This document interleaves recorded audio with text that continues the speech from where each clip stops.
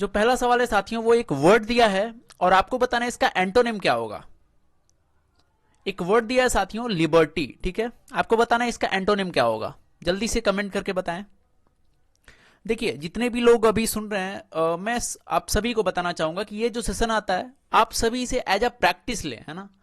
आप सभी कोशिश करें कि जो भी क्वेश्चन आपके सामने आता है उसे सबसे पहले आप खुद सॉल्व करने का कोशिश करें और उसके बाद फिर मैं आपको बढ़िया से डिटेल्स में बताऊंगा, ठीक है। चलिए पहला वर्ड है लिबर्टी। सबसे पहले जानते हैं कि लिबर्टी का अर्थ क्या होता है। तो आपने एक सुना होगा साथियों, स्टैच्यू ऑफ लिबर्टी, है ना। स्टैच्यू ऑफ लिबर्टी के बारे में आपने सुना होगा। तो लिबर्टी का जो अर्थ होता है साथियों वो होता है फ्रीडम, है ना। लिबर्टी का मतलब क्या होता है, फ्रीडम, या फिर क्या, ये स्वतंत्रता। तो देखिए आपका ऑप्शन नंबर बी यहां पर फ्रीडम अवेलेबल था, तो इसी को हम क्या कह सकते हैं, लिबर्टी, ठीक है, लिबर्टी। अब ध्यान से देखें, आपसे पूछा गया था एंटोनिम, है ना। एंटोनिम मतलब इसका एग्जैक्ट अपोजिट आपसे पूछा गया था। तो एक वर्ड आता है स्लेवरी। स्लेवरी का मतलब होता है गुलामी। स्लेवरी का अर्थ क्या होता है साथियों, स्लेवरी का अर्थ होता है गुलामी। तो ये जो आपका ऑप्शन नंबर 1 है यही इसका सही आंसर होगा, स्लेवरी। अगर किन्हीं को नहीं पता है तो आप नोट भी कर सकते हैं, और जिनको पता है तो अच्छी बात है। स्लेवरी, स्लेवरी का अर्थ क्या होता है, गुलामी, ठीक है। ऑटोनॉमी का मतलब क्या होता है, ये जो ऑप्शन नंबर 3 है ऑटोनॉमी, इसका अर्थ क्या होता है। ऑटोनॉमी का अर्थ होता है कि स्वयं के द्वारा किया गया शासन, स्वयं शासन, ठीक है।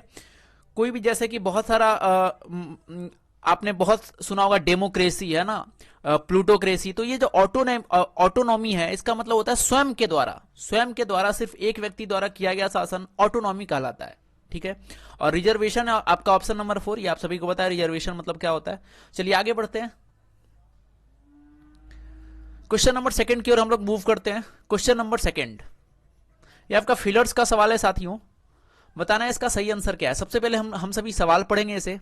The old man wished to donate his Khalistan wealth for the upliftment of the downtrodden. अब बताना है इसका अर्थ क्या होगा। सबसे पहले जानते हैं कि ये सेंटेंस कहना चाह रहा है, अर्थ इसका क्या होगा, ठीक है। उसके बाद हम जाएंगे ऑप्शन पर। तो देखिए ये जो सेंटेंस है ये कहना चाह रहा है कि द ओल्ड मैन विश्ड, कोई भी एक बुजुर्ग व्यक्ति होंगे वो इच्छा जता रहे हैं डोनेट करने के लिए, ठीक है। क्या डोनेट करेंगे, क्या दे सकते हैं वो, ठीक है। तो हिज खालिस्तान वेल्थ, वेल्थ का मतलब क्या होता है साथियों, वेल्थ का मतलब होता है धन, ठीक है, रुपया पैसा। वेल्थ का मतलब क्या होता है, वेल्थ का मतलब होता है रुपया पैसा, धन, मनी। ये समझ में आ गया। तो कोई भी एक ओल्ड मैन है और वो क्या चाह रहे हैं, ओल्ड मैन चाह रहे हैं, कोई भी जो बुजुर्ग व्यक्ति हैं वो चाह रहे हैं कि डाउन ट्रोडन के लिए, डाउन ट्रोडन का मतलब क्या होता है, इसको भी लिख सकते हैं जो नीचे तबके के लोग होते हैं, ठीक है। जो नीचे तबके के लोग होते हैं उसी के लिए वर्ड यूज होता है डाउन ट्रोडन। तो नीचे तबके के लोगों के लिए जो ओल्ड मैन है वो अपने उनके पास जो वेल्थ है यानी धन है, ठीक है। वेल्थ मतलब क्या होता है, धन। उनके पास जो धन है वो उनके लिए डोनेट करना चाहते हैं। अब आप खुद से सोचें कि अगर कोई व्यक्ति डोनेट करना चाह रहा है कोई भी चीज, तो इसका मतलब उसके पास बहुत सारा होगा। अगर वो व्यक्ति धन देना चाह रहे हैं तो इसका मतलब उनके पास बहुत ज्यादा धन होगा। और बहुत ज्यादा के लिए एक वर्ड यूज होता है, वो वर्ड है साथियों इमेंस, है ना। ये जो ऑप्शन नंबर 1 है इमेंस, इसका मतलब होता है बहुत ज्यादा। तो वो जो व्यक्ति थे उनके पास इमेंस वेल्थ था, यानी बहुत ज्यादा धन था, बहुत अधिक धन था।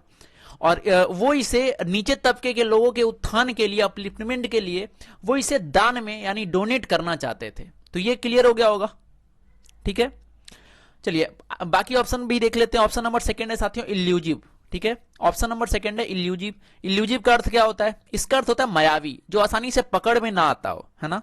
इल्यूजिव का अर्थ क्या होता है, मायावी। अगला इमिनेंट, वर्ड पहले हो चुका है। इमिनेंट का अर्थ होता है फेमस, विख्यात। इसका मतलब क्या होता है, फेमस कहें या फिर विख्यात कहें, ठीक है, फेमस। ऑप्शन नंबर सी है इंटेंस। इंटेंसिटी, जो वर्ड है वो इंटेंस से ही बना है, इंटेंसिटी, ठीक है। तीव्र आप इसे कह सकते हैं। इंटेंसिटी मतलब तीव्रता, इंटेंस मतलब तीव्र, ठीक है। तो चलिए आगे बढ़ते हैं। अगला सवाल है क्वेश्चन नंबर 3। 4 ऑप्शन दिए हैं साथियों, और अब आपको बताना है इसमें से करेक्टली स्पेल्ड वर्ड कौन है। अभी तक हम लोग क्या कर रहे थे पिछले सेट में कि 4 में से कौन गलत स्पेल्ड था उसको हम अभी तक फाइंड कर रहे थे, लेकिन ये जो है इसमें आपको बताना है कि करेक्टली स्पेल्ड कौन है। चारों में से कौन सा वर्ड सही तरीके से लिखा गया है, आपको ये बतलाना है, ठीक है। चलिए पढ़ते हैं बारी बारी से। सबसे पहला वर्ड है कंसस। अब आप सभी को पता है कि कंसस का जो स्पेलिंग होता है वो क्या होता है। ये कंसस गलत लिखा हुआ है, ठीक है, ये कंसस गलत लिखा हुआ है। कंसस का सही स्पेलिंग अगर आपसे पूछा जाए तो आप क्या बताएंगे? कंसस का जो स्पेलिंग होता है साथियों, CONSCIOUS, है ना, ये होता है कंसस का सही स्पेलिंग। तो ये तो गलत हो गया। अगला ऑप्शन नंबर बी है कॉरिजिबल। कॉरिजिबल भी गलत लिखा हुआ है। कॉरिजिबल का जो सही अर्थ है CORRIGIBLE। ठीक है, यहां पर देखिए एक आर था, इसलिए ये गलत हो गया। तो ऑप्शन नंबर ए गलत हो गया, ऑप्शन नंबर बी गलत हो गया। ऑप्शन नंबर सी देखते हैं, कंप्लेसेंट। ये वर्ड है कंप्लेसेंट, ये भी गलत लिखा हुआ है। इसको अगर सही तरीके से लिखना हो तो क्या कैसे लिखेंगे? Complacent, PLACENT। ठीक है, ये कंप्लेसेंट होता है। कंप्लेसेंट मतलब क्या होता है? आत्मसंतुष्टि। कंप्लेसेंट का अर्थ क्या होता है साथियों, आप इसे नोट कर सकते हैं। इसका अर्थ होता है, ये पूछा हुआ भी सवाल है प्रीवियस ईयर में ना, इसका अर्थ होता है आत्मसंतुष्टि, आत्मसंतुष्ट। ठीक है, ये जो कंप्लेसेंट है इसका अर्थ क्या होता है? आत्मसंतुष्ट। ठीक है, तो ये तीनों वर्ड गलत लिखा हुआ है। ये जो आपका ऑप्शन नंबर डी कंटेम्प्टिबल, ये आपका सही है। ठीक है, ये जो इसका जो स्पेलिंग है वो बिल्कुल सही लिखा हुआ है। और अगर आपसे कोई मीनिंग पूछे, अर्थ पूछे, तो इसका अर्थ होता है घृणित। इसका अर्थ क्या होता है? इसका अर्थ होता है घृणित। तो ये मैंने चारों वर्ड को सही तरीके से लिखकर बताया, चारों का अर्थ आपको बता दिया। ठीक है, चलिए आगे बढ़ते हैं। मैं इसको इरेज करता हूं। अगला वर्ड, अगला क्वेश्चन है क्वेश्चन नंबर 4। देखते हैं क्वेश्चन नंबर 4 क्या कर रहा है। क्वेश्चन नंबर 4 है, ये आपका सेंटेंस इंप्रूवमेंट का सवाल है। जो आपका अंडरलाइन सेगमेंट है, आपको इसको इंप्रूव करना है। ठीक है, चलिए सवाल पढ़ते हैं। सवाल है, let us not neglect important aspect of life although pursue momentary pleasures. ये आपका क्वेश्चन नंबर 4 है। ठीक है, आपको बताना है कि इसको इंप्रूव करके हम किस तरीके से लिखेंगे। Let us not neglect important aspect of life. अब देखिए, सबसे पहले ऑल्दो अकेले तो आएगा नहीं, तो ये नो इंप्रूवमेंट तो हो नहीं सकता, ये ऑप्शन को हम छाड़ देंगे। ठीक है, इसके बाद आप देखें कि हमें टेंस भी मेंटेन रखना है। लेट अस नॉट नेग्लेक्ट, ये आपका प्रेजेंट में चल रहा है, तो ये परस्यूड होगा नहीं और थ्रो परस्यूड होगा नहीं। ठीक है, बाई का यूज कर नहीं सकते, तो यानी ऑप्शन नंबर ए भी गया और ऑप्शन नंबर बी भी गया। ठीक है, तो आपके पास बच रहा है ऑप्शन नंबर सी, जो प्रेजेंट में भी है और ये सुटेबल भी है। देखिए, मैं इसे अरेंज करके फिर से पढ़ता हूं कि let us not neglect important aspect of life while pursuing momentary pleasures. ठीक है, तो ये यहां पर ऑप्शन नंबर सी जो है साथियों, ये यहां पर सही आंसर है। चलिए अगला सवाल है साथियों, क्वेश्चन नंबर 5। क्वेश्चन नंबर 5 है, he kicked up a row when he was denied entry to the amusement park। देखिए, ये अंडरलाइन सेगमेंट जो है वो आपका एक इडियम है और आपको इसका अर्थ बताना है, इसका मीनिंग बताना है। ठीक है, ही किक्ड अप अ रो, मतलब जनरल मतलब सिंपल है ये क्वेश्चन कि आपको ये जो अंडरलाइन है किक्ड अप अ रो, आपको ये एक इडियम है और इसका आपको अर्थ बताना है। ठीक है, तो बताइए किक्ड अप अ रो का अर्थ क्या होता है? कमेंट करें आप सभी अपना answer. He kicked up a row. देखिए, किक्ड अप अ रो का अर्थ होता है साथियों कोई भी बखेड़ा खड़ा करना, है ना, मतलब कोई भी आप ऐसे कर सकते हैं, कोई विवाद पैदा करना। किक्ड अप अ रो का मतलब क्या होता है? कोई भी विवाद पैदा करना। ठीक है, चलिए ऑप्शन देखते हैं। इडियम का अर्थ तो हमें पता चल गया, ऑप्शन देखते हैं। ऑप्शन नंबर फर्स्ट है क्राइड विथ सॉरो, नहीं ये गलत है। ठीक है, किक्ड द गार्ड, गार्ड को किक करना ये भी गलत है। Waited in the queue, line में वेट करना ये भी गलत है। ठीक है, क्रिएटेड अफूस ये सही है, मतलब कोई भी विवाद पैदा करना। ठीक है, कोई भी बखेड़ा खड़ा करना, यही इसका अर्थ होता है। ऑप्शन नंबर डी यहां पर राइट है। ठीक है, चलिए दोस्तों बढ़ते हैं आगे। अगला है क्वेश्चन नंबर 6। क्वेश्चन नंबर 6 फिर से एक वर्ड दिया है और आपको बताना है इसका एप्रोप्रिएट एंटोनिम क्या होगा। वर्ड देखते हैं क्या है। वर्ड है आपका ट्रांजिएंट। बढ़िया वर्ड है और कई बार रिपीटेड ये वर्ड है, पहले भी पूछा जा चुका है और ये 2018 में भी पूछा गया था। तो ट्रांजिएंट ये जो वर्ड है साथियों, आपको बताना है इसका अर्थ क्या होगा। ट्रांजिएंट, सबसे पहले तो इसका अर्थ देखते हैं, इसके बाद जाएंगे इसके एंटोनिम पर। तो ये जो लिखा है साथियों वर्ड ट्रांजिएंट, इसका अर्थ होता है टेम्पररी, है ना, या फिर आप कह सकते हैं क्षणिक। मैं लिख देता हूं, अगर किन्हीं को भी नहीं पता है तो आप नोट कर सकते हैं इसे। ट्रांजिएंट का अर्थ क्या होता है साथियों? क्षणिक। ठीक है, क्षणिक, ट्रांजिएंट का मतलब क्षणिक, ये क्लियर हो गया। आपसे पूछा गया था एंटोनिम, चलिए ऑप्शन देखते हैं। स्टेशनरी, ऑप्शन नंबर फर्स्ट है साथियों स्टेशनरी। स्टेशनरी का अर्थ क्या होता है? इसका अर्थ होता है स्थिर। स्टेशनरी का अर्थ क्या होता है? स्थिर। ठीक है, ऑप्शन नंबर बी है साथियों टेम्पोरल। टेम्पोरल का अर्थ क्या होता है? इसका मतलब होता है सांसारिक। जैसे कोई भी व्यक्ति, वस्तु, जो भी है सब सांसारिक है। सांसारिक किसको कहते हैं? मतलब कोई भी एक ऐसा चीज, कोई भी ऐसा चीज जिसका नष्ट होना फिक्स हो, ठीक है, सांसारिक। टेम्पोरल का अर्थ क्या होता है? सांसारिक, मतलब जो वो फिक्स है, वो नष्ट कभी ना कभी होगा ही होगा, आज हो, कल हो, परसों हो, कभी ना कभी वो नष्ट होना है, उसे हम लोग सांसारिक बोलते हैं, ठीक है। ऑप्शन नंबर सी है साथियों सेलेस्टियल। आप एक वर्ड सुनेंगे सेलेस्टियल बॉडीज, ठीक है, तो सेलेस्टियल यही वर्ड है। और सेलेस्टियल किसको कहते हैं? ये खगोलीय, जो उल्का पिंड गिरता है उसे ही हम लोग बोलते हैं सेलेस्टियल बॉडीज, ठीक है। सेलेस्टियल मतलब होता है खगोलीय, खगोलीय, है ना, ये क्लियर हो गया। ऑप्शन नंबर डी है साथियों परमानेंट। अब देखिए आपसे पूछा गया था ट्रांजिएंट का अपोजिट। ट्रांजिएंट का अर्थ क्या था? इसका अर्थ था क्षणिक, मतलब कोई भी एक ऐसा चीज जो मतलब क्षण भर के लिए हो। तो इसका अपोजिट क्या होगा? कि कोई भी एक ऐसा चीज जो परमानेंट हो, ठीक है। तो परमानेंट इसका एग्जैक्ट अपोजिट होगा, और आपसे पूछा भी गया था एंटोनिम, तो ऑप्शन नंबर बी जो है साथियों वो यहां पर सही है, ठीक है, कोई दिक्कत नहीं यहां पर। चलिए आगे बढ़ते हैं। अगला सवाल है क्वेश्चन नंबर 7। क्वेश्चन नंबर 7 है to give up the throne, यानी अपनी गद्दी, अपनी राजगद्दी त्याग देना, गिव अप, ठीक है। ये आपका वन वर्ड सब्स्टिट्यूशन का सवाल है, आपको बताना है इसका सही आंसर क्या होगा। Question number 7, to give up the throne, राजगद्दी, अपनी गद्दी, अपना पद त्याग देना, ठीक है। कुछ सेकंड का टाइम देता हूं आपको, जल्दी से इसका आंसर कमेंट करें। 4 ऑप्शन दिया है। पहला ऑप्शन है बेक्वेथ, दूसरा है यूसर्प, तीसरा है कंसाइन एंड चौथा है एब्डिकेट।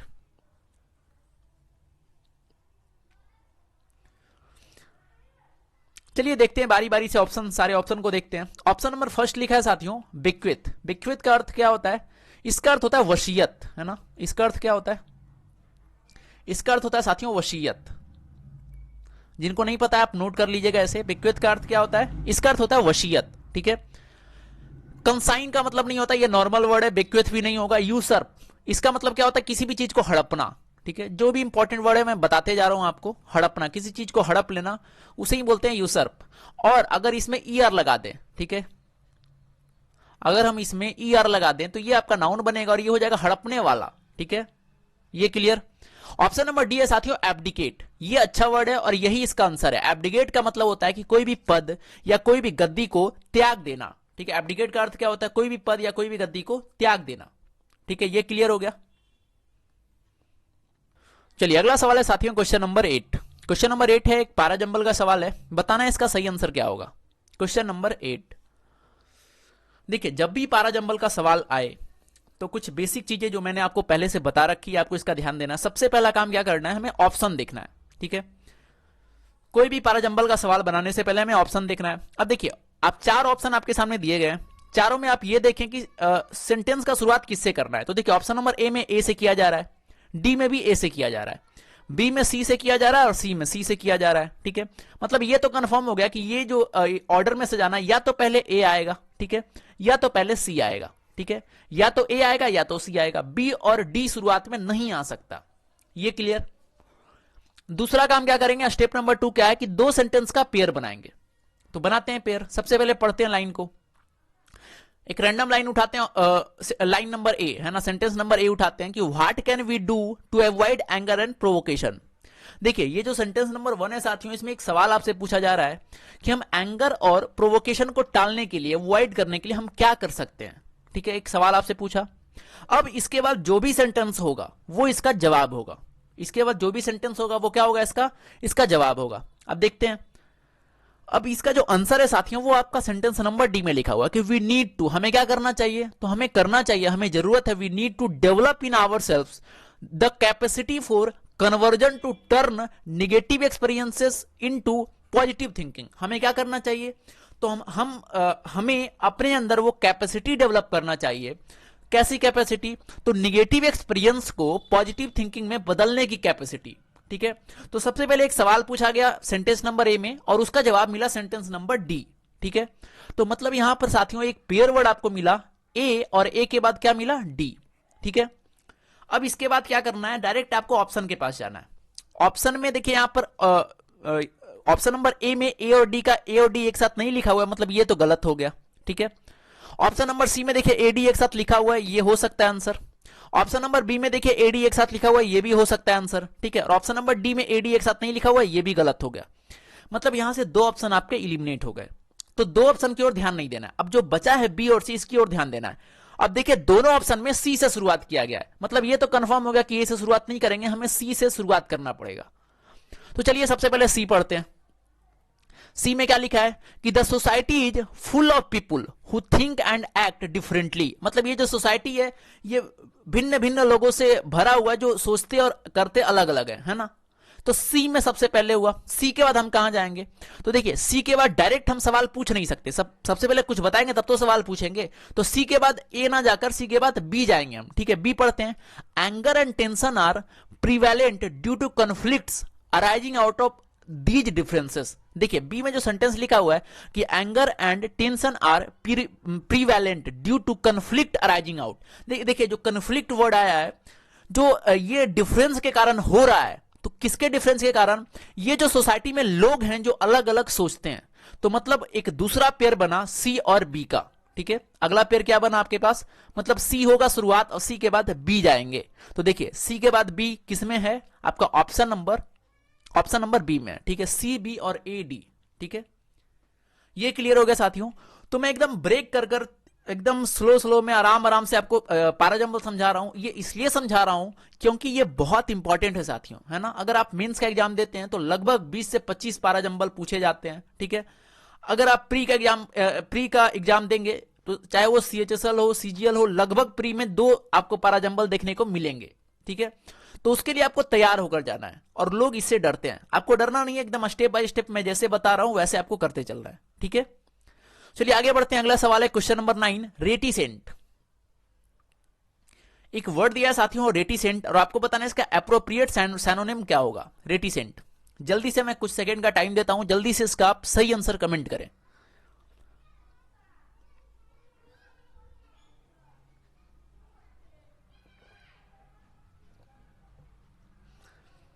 चलिए सबसे पहले देखते हैं साथियों रेटिसेंट जो वर्ड लिखा है इसका अर्थ क्या होता है। साथियों रेटिसेंट का अर्थ होता है जो बहुत कम बोलता हो। रेटिसेंट का अर्थ क्या होता है? जो कोई भी ऐसा व्यक्ति जो बहुत कम बोलता हो उसे हम लोग रेटिसेंट बोलते हैं, ठीक है। ये क्लियर हो गया। चलिए ऑप्शन देखते हैं। ऑप्शन नंबर फर्स्ट है साइलेंट। साइलेंट मतलब जो शांत हो, यानी जो बहुत कम बोलता हो, न के बराबर बोलता हो। तो ये जो है आपका ऑप्शन चलेगा, ठीक है। लेकिन इसे टिक करने से पहले और भी ऑप्शन की ओर हम जाएंगे, ठीक है। ये चल सकता है, लेकिन अगर इससे बेहतर कोई ऑप्शन मिला तो हम उसे टिक करेंगे। चलिए ऑप्शन नंबर बी देखिए, गैरुलस। गैरुलस का अर्थ क्या होता है? गैरुलस का अर्थ होता है साथियों बातूनी। इसका अर्थ क्या होता है? इसका अर्थ होता है बातूनी। बातूनी किसे कहते हैं? कोई एक ऐसा व्यक्ति, कोई एक ऐसा लड़का, है ना, कोई भी एक पर्सन जो बहुत ज्यादा बोलता हो, उसे हम लोग बोलते हैं बातूनी। तो गैरुलस का अर्थ क्या हो गया? बातूनी।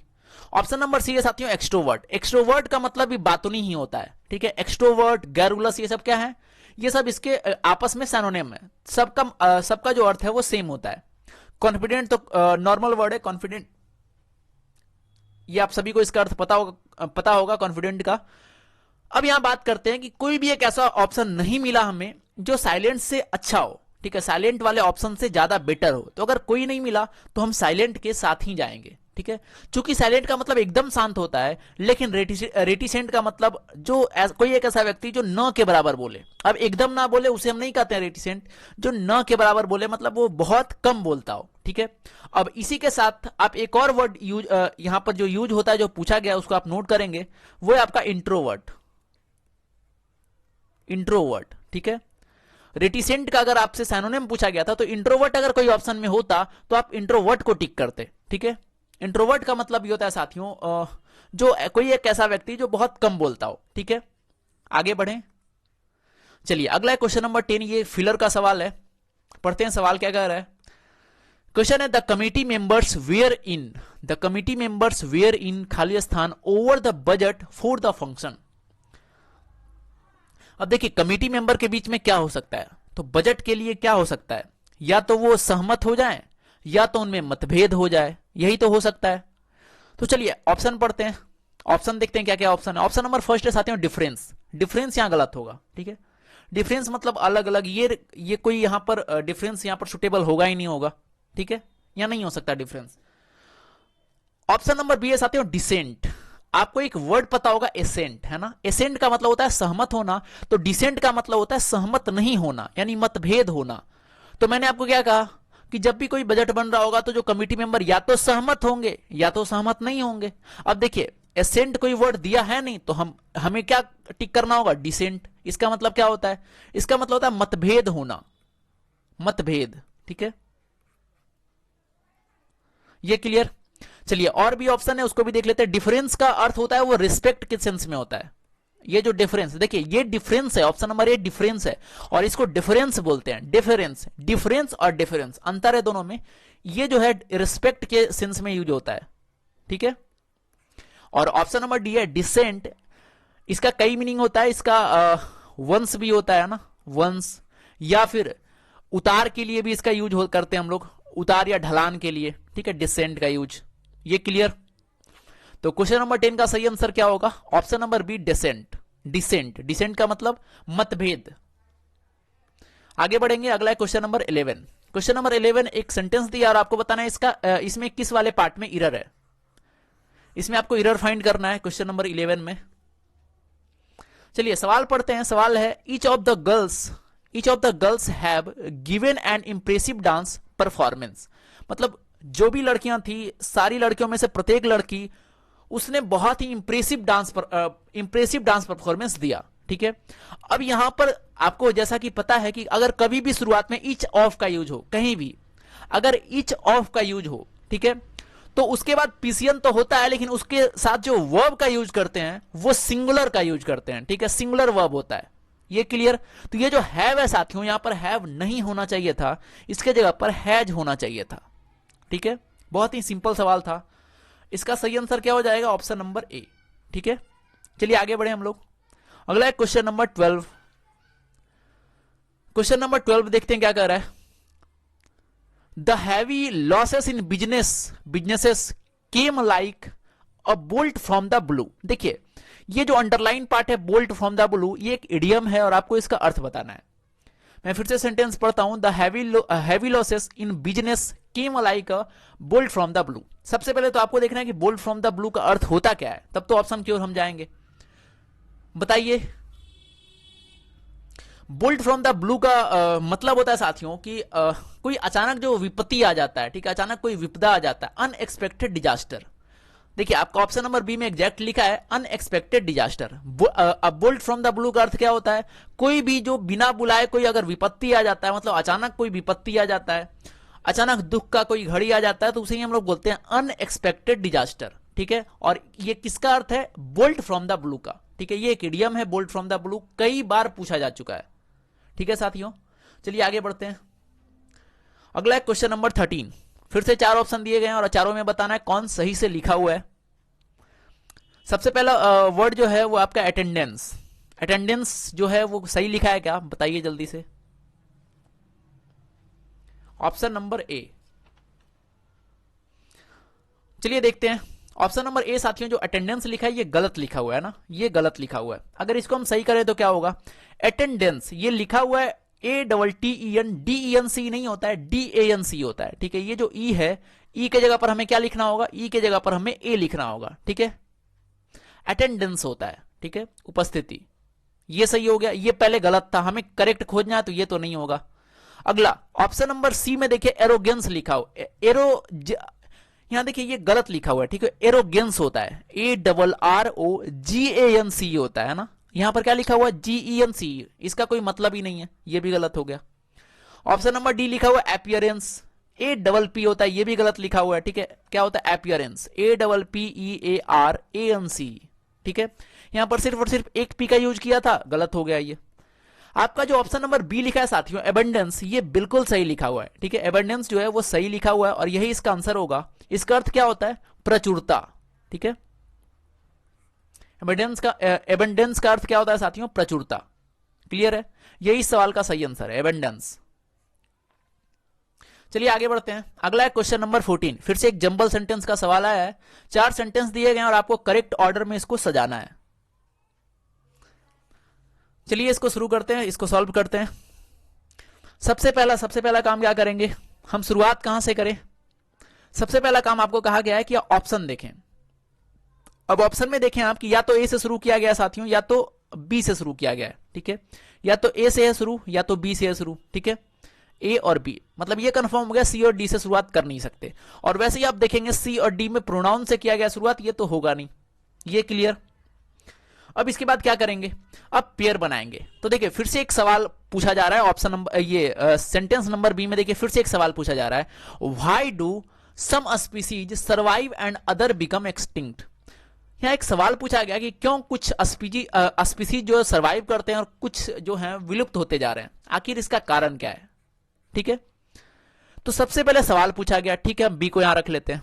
इसके बाद जो भी आंसर देगा, लेकिन आप ध्यान से देखें सेंटेंस नंबर बी में अभी क्वेश्चन के बारे में भी और आगे चर्चा हो रही है कि ये जो क्वेश्चन है why do some species survive and others become extinct, इसको देखिए इसी के बारे में बात हो रहा है कि ये जो क्वेश्चन है, this was the question that Darwin asked himself, मतलब ये वही क्वेश्चन है जिसको चार्ल्स डार्विन ने खुद से पूछा था। ठीक है, तो मतलब सबसे पहला पेयर हमारा क्या बना, बी और बी के बाद डी, सबसे पहला पेयर बना। ठीक है, बी और बी के बाद डी का पेयर बना। अब इसके बाद जाएंगे आंसर की ओर। अब देखिए आंसर किस में है, ऑप्शन सेंटेंस नंबर सी में कि हिज आंसर वाज, मतलब चार्ल्स डार्विन का पहले क्या किया, उन्होंने एक क्वेश्चन पूछा खुद से, उसके बाद उन्होंने उसका आंसर पता किया, तो उनका आंसर क्या था, his answer was that there is ceaseless struggle for life among all creatures, मतलब बी डी के बाद क्या जाएगा, सी जाएगा। अब आपको सिंपली खोजना है बी डी सी, कहां पर है आपका ऑप्शन नंबर सी में बी डी सी। ठीक है, लेकिन आप ध्यान दें तो बी डी सी का same pair option number B में भी यहां पर अवेलेबल है। अब मामला यहां बनता है कि ए से शुरुआत करेंगे कि सी से शुरुआत करेंगे। ठीक है, सॉरी, ए से शुरुआत करेंगे कि बी से शुरुआत करेंगे। यहां पर देखिए ए से शुरुआत किया गया। अब ए को पढ़ते हैं, ए क्या लिखा हुआ है, only the fittest creature can survive while competing for foods. अब देखिए ये जो सी जो सेंटेंस था आपका साथियों, इसी को आगे क्वालिफाई कर रहा है ए, मतलब ये जो क्रिएचर के बारे में बात हो रही है इसी के बारे में, मतलब देखिए सबसे पहले क्रिएचर आया और इसमें से कौन फिटेस्ट है वही सर्वाइव करेगा। तो मतलब ये जो ए है साथियों वो सबसे लास्ट में होना चाहिए था, और अगर ए को लास्ट में देंगे तो आपको जो एकदम एग्जैक्ट सही आंसर होगा वो होगा ऑप्शन नंबर सी। ठीक है, कोई दिक्कत नहीं इसमें। चलिए आगे बढ़ते हैं। अगला है आपका अगला जो वर्ड है वो है आपका फ्यूरी। आपको बताना है इस वर्ड का एप्रोप्रिएट सिनोनिम क्या होगा, जल्दी से बताइए, कमेंट करें आप।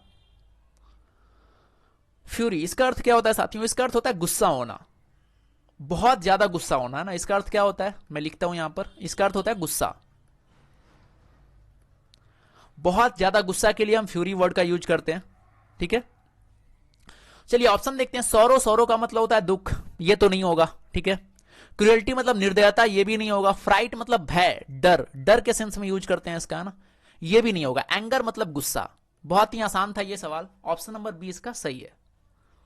चलिए अगला है साथियों क्लोज टेस्ट। एक बात आप हमेशा सदैव याद रखिएगा कि जब भी जितना छोटा क्लोज टेस्ट आपको दिखे तो समझिएगा कि इसमें ज्यादा ध्यान देने की जरूरत है, क्योंकि जितना छोटा उतना ज्यादा खतरनाक होता है और जितना बड़ा वो उतना ही आसान होता है। तो बड़े वाले क्लोज टेस्ट से डरना बिल्कुल नहीं है, और छोटा दिखे तो थोड़ा सावधानी पूर्वक करना है। ठीक है, चलिए सबसे पहला काम क्या करेंगे, मैंने आपको क्या बताया कि कोई भी आपको क्लोज टेस्ट दिखे सबसे पहला काम कि उसको एक सरसरी निगाह से देख लेना है कि ये किसके बारे में है, ये कहना क्या चाह रहा है। ठीक है, तो चलिए पढ़ते हैं, शुरू करते हैं। There was a still a light in Mose room. देखिए ये कोई व्यक्ति होगा, ठीक है, उसके रूम में अभी तक लाइट जला हुआ था। He often stayed. अब देखिए यहां पर वर्ब यूज हुआ है स्टे, और इसके साथ जो भी आपका जाएगा, देखिए चार ऑप्शन है, अप, अवे, फॉर और आउट। ठीक है, तो चार आपका दिया हुआ है। अब आपको देखना है इसके साथ कौन सा। अब ये जो क्वेश्चन नंबर 16 सवाल है ये वही लोग कर पाएंगे जिनको फ्रेजल वर्ब का अर्थ पता होगा। ठीक है, अब देखिए इसके बाद क्या लिखा हुआ, reading late into the night. ठीक है, reading late into the night मतलब देर रात तक वो जगे हुए थे। ठीक है, तो देखिए एक फ्रेजल होता है, एक फ्रेजल वर्ब है स्टे के साथ अगर हम अप का यूज करते हैं। ठीक है, अगर स्टे के साथ अप का यूज करते हैं तो इसका अर्थ क्या होता है, इसका अर्थ होता है देर रात तक जगे रहना। इसका अर्थ क्या होता है साथियों, देर रात तक जगे रहना, देर रात तक जगे रहना। आप नोट भी कर सकते हैं अगर नहीं पता है तो। स्टे अप का मतलब क्या होता है, देर रात तक जगे रहना। तो देखिए यहां पर जगे रहने के बारे में ही बात हो रही है। ही ऑफन स्टेड अप, तो यानी पहला जो क्वेश्चन नंबर 16 है इसका आंसर क्या होना चाहिए, ऑप्शन नंबर ए अप है ना, ये होना चाहिए इसका सही answer. He often stayed up reading late into the night, ये क्लियर हो गया। नेक्स्ट, मैगी हैड खाली स्थान her love of book from him, तो ये क्या मिला था, जो मैगी कोई भी ये पर्सन होगी, कोई भी लड़की होगी, लड़का होगी, हमें नहीं पता, ठीक है। यहां पर देखिए बात हो रहा है कि मैगी हैड खाली स्थान हर लव ऑफ बुक, मतलब वो किताब को जो चाहने का वो जो ये जो था वो कहां से मिला था, तो उसे वसीयत से मिला था, इनहेरिटेड। यहां पर होना क्या चाहिए, Maggi had inherited her. Inherit का मतलब क्या होता है साथियों, इसका मतलब होता है विरासत में प्राप्त, इनहेरिट, ये वर्ड आप सभी को पता होगा। गेंड यहां पर नहीं होगा, ऑप्शन नंबर डी जो है गेंड, ये नहीं होगा। प्रोक्योर का मतलब क्या होता है कि कोई भी चीज को प्राप्त करना, ठीक है, तो लव को प्राप्त नहीं किया जा सकता, ठीक है। एक्सट्रैक्ट का मतलब क्या होता है, बाहर निकालना, ठीक है, तो ये कोई भी बाहर निकालने के बारे में बात हो नहीं रही है, यहां पर लव के बारे में बात हो रही है, और लव किससे, तो किताबों के प्रति, तो ये इसको वसीयत में प्राप्त हुआ है, उसको ये कोई गेन नहीं कर सकता, ठीक है। प्रोक्योर यानी प्राप्त, ये कोई वस्तु नहीं है जो प्रोक्योर करेगा, एक्सट्रैक्ट तो होगा नहीं, क्योंकि एक्सट्रैक्ट का अर्थ क्या होता है, बाहर निकालना। तो ये जो ब्लैंक नंबर 17 था साथियों, इसका अर्थ क्या हो जाएगा, इनहेरिटेड। ये समझ में आया, चलिए आगे बढ़ते हैं। फुल स्टॉप, विन सी खाली स्थान रिफ्यूज विथ हिम। अब देखिए ये सबसे सिंपल है, आपको बस ये देखना है कि ये जो पूरा क्लोज टेस्ट है ये पास्ट में चल रहा है, पास्ट में चल रहा है, तो आपको सीधा सीधा क्या करना है, पास्ट को मेंटेन करना है। टेक्स पास्ट में नहीं है, विल टेक पास्ट में नहीं है, हैज टेकन पास्ट में नहीं है, ये जो ऑप्शन नंबर डी है टुक, ये पास्ट में है। क्लियर, तो क्वेश्चन नंबर 18 का सही आंसर क्या हो जाएगा, ऑप्शन नंबर डी। ये क्लियर हो गया, चलिए आगे बढ़ते हैं। तो when she took refuge with him from a bad dream. अब देखिए यहां पर एक और चीज आप नोट कर सकते हैं, देखिए यहां पर जो हमने यूज किया था टुक और उसके बाद आया रिफ्यूज, तो एक फ्रेज होता है साथियों, आप इसको नोट भी कर सकते हैं अगर करना चाहें तो, टेक रिफ्यूज, ठीक है। टेक रिफ्यूज एक फ्रीजल वर्ब है, इसका अर्थ क्या होता है, एक फ्रेज है, इसका अर्थ होता है आश्रय लेना, ठीक है।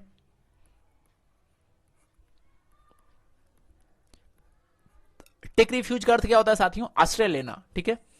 Take refuge with him from a bad dream, comma nothing could lull खाली स्थान बैक। अब देखिए यहां पर यूज हुआ सी, तो सी के साथ क्या जाएगा, सी के लिए हर जाएगा, तो ये तो सिंपल था 19 नंबर, ठीक है।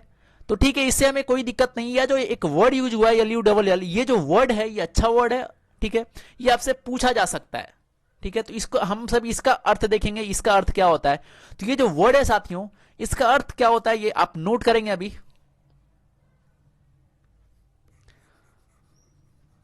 मैं यहां पर लिख देता हूं,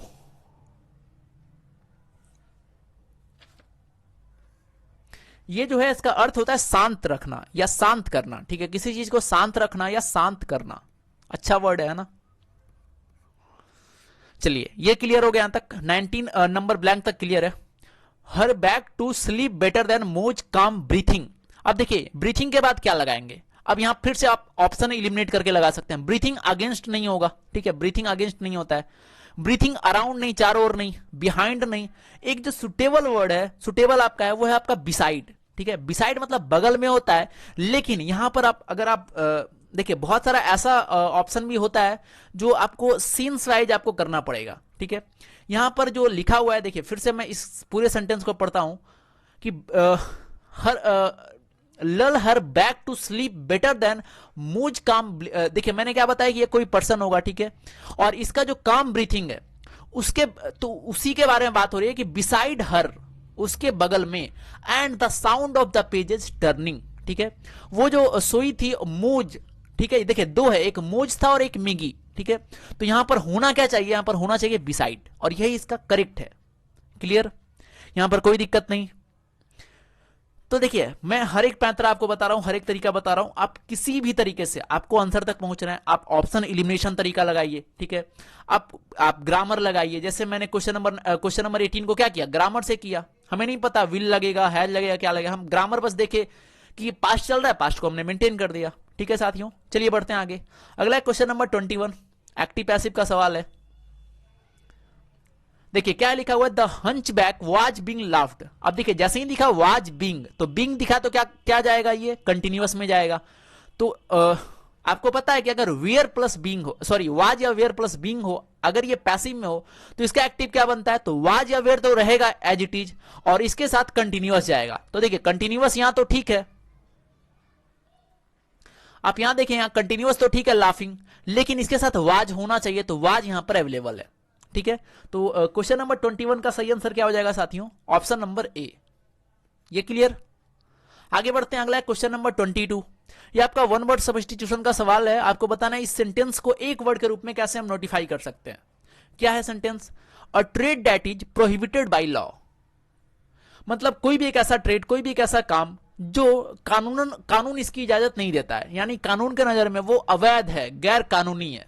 तो ये जो सेंटेंस था आपका, इसका अर्थ क्या हो गया, गैर कानूनी। मतलब कोई भी एक ऐसा चीज जो गैर कानूनी हो। ठीक है, अब चार ऑप्शन नीचे दिए गए, चारों में से आपको पता करना है कि गैर कानूनी से रिलेटेड वर्ड कौन सा है। आप जल्दी से आंसर कमेंट करें, चार ऑप्शन दिए गए हैं। चलिए देखते हैं, ऑप्शन नंबर फर्स्ट है साथियों इनक्रेडिबल। इनक्रेडिबल का कोई रिलेशन नहीं है गैर कानूनी से, ये गलत है। ठीक है, इनेप्ट का मतलब अकुशल होता है, ये भी गलत है। इल्यूजिव, भ्रामक, ये भी गलत है। ये जो ऑप्शन नंबर डी है साथियों इलिसिट, इसका अर्थ होता है गैर कानूनी। ठीक है, ये जो वर्ड है इलिसिट, इसी का अर्थ क्या होता है, गैर कानूनी, अवैध।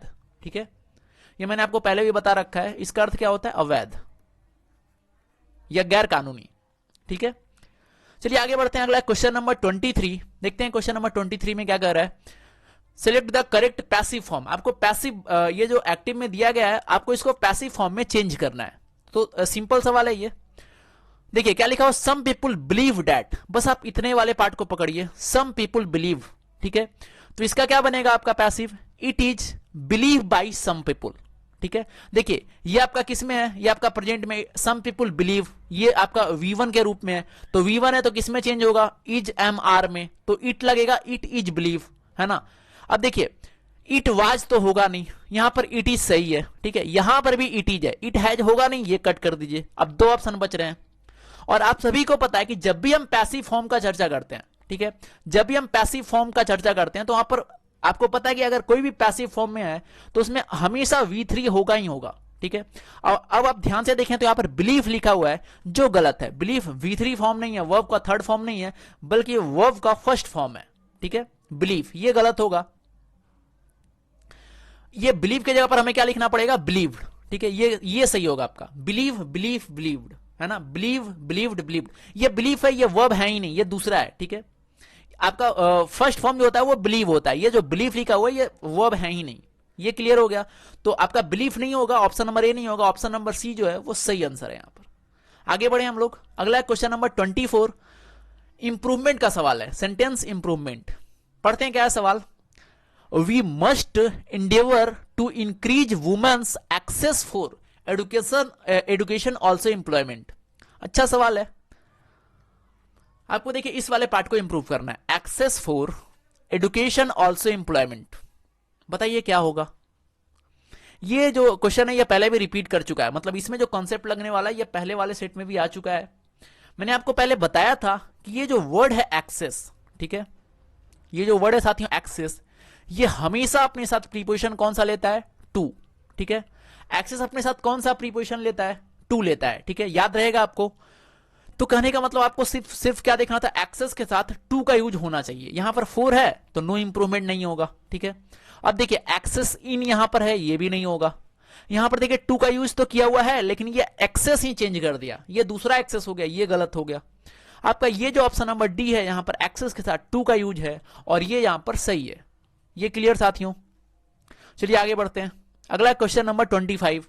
If so many catches had not been dropped, we would have won the match.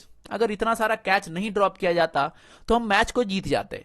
ठीक है, यही कह रहा है क्वेश्चन नंबर 25 में। क्लियर। बताइए इसमें किस वाले पार्ट में एरर है, क्वेश्चन नंबर 25। चलिए इसको फिर से पढ़ते हैं। If so many catches had not been dropped, अगर इतना कैच नहीं ड्रॉप होता। अब ध्यान से देखें, हैड के साथ यहां बीइंग का यूज किया गया है, यहां पर बीइंग नहीं होना चाहिए था, है ना। बीइंग का यूज जो है यहां पर गलत है, बीइंग यहां पर नहीं होगा। बीइंग के जगह पर जो वर्ड यूज होगा वो होगा बीन। ठीक है, हैड के साथ बीन का यूज करते हैं हम। ये क्लियर, ये क्या होगा, बीन होगा। ठीक है, had been. If so many catches had not been dropped, ये सही है, we would have won the match. अगर इतना कैच ड्रॉप नहीं होता तो हम क्या करते, मैच को जीत जाते। ठीक है, तो सही आंसर क्या हो जाएगा आपका, बीइंग नहीं होगा, मतलब कौन सा ऑप्शन सही हो गया, ऑप्शन नंबर बी। ठीक है, हैड नॉट बीन ड्रॉप्ड, इस वाले पार्ट में एरर था, 25 का ऑप्शन नंबर बी सही आंसर है। ठीक है साथियों, तो ये जो आज का सेशन है हम लोग यहीं पर समाप्त करते हैं, और अगले पार्ट में आएंगे तो इसके बाद नेक्स्ट सेट को हम लोग सॉल्व करेंगे। और आप सभी को पता है कि ये जो सेशन है प्रत्येक दिन शाम 6 बजे इसी चैनल पर लाइव होता है, तो 6 बजे आप सभी तैयार रहें, और इस सेशन को एज अ प्रैक्टिस सेशन आप सभी इसे लें, प्रैक्टिस के जैसा बनाएं, और ये कंटिन्यू रहने वाला है। ठीक है, और हमेशा एक बात ध्यान रखिए कि इंग्लिश एक लैंग्वेज है, आप जितना ज्यादा प्रैक्टिस करेंगे उतना ज्यादा आपके लिए बेनिफिशियल होगा। ठीक है, तो ठीक है साथियों, आप टेलीग्राम से भी जुड़ सकते हैं पीडीएफ के लिए और भी इंपॉर्टेंट सूचना के लिए। आप सभी का बहुत बहुत धन्यवाद, थैंक यू, जय हिंद।